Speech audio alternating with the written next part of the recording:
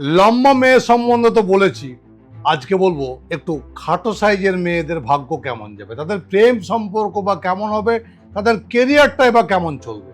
অর্থাৎ যাদের সাইজটা একটু শর্ট, যে মেয়েদের সাইজ একটু শর্ট অর্থাৎ হাইট একটু কম, তাদের ভাগ্যে থাকে এক চরম সফলতা। কেন জানেন?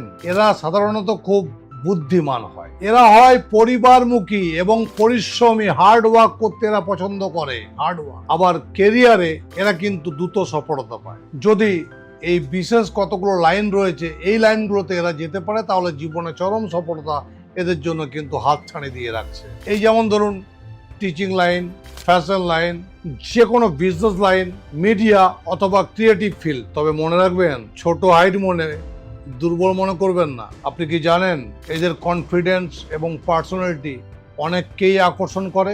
জ্যোতিষ মতে এদের জীবনে ভাগ্যের পরিবর্তনটা হঠাৎ করে আসে, ভাগ্যের তালাটা কারোর হাত ধরে খুলে যায়। আবার অপরদিকে বলতে পারেন বিয়ের পরে এদের ভাগ্য কিন্তু অবশ্যই খুলে যায়। আমার বোনদেরকে বলছি গো, তোমার হাইট কি শর্ট?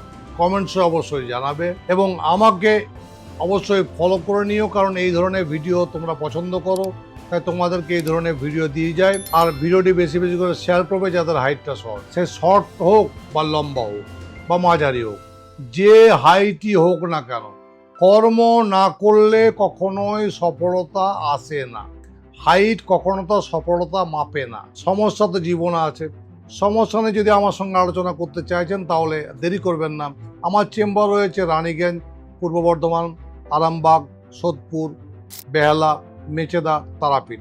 যে কোনো চেম্বার আসুন, অথবা যদি দূরে রয়েছেন অনলাইন কনসাল্ট করতে ভুল করবেন না। আমি অনলাইনেও বিভিন্ন রকম পরিষেবা দিয়ে থাকি, বিভিন্ন রকম কাজ করে থাকি। আপনি দেশ বিদেশ যেখানে থাকুন না কেন, আমি রয়েছি আপনার সাথে। জয় মা তারা, জয় গুরু বামদেব। আপনারা ভালো থাকুন।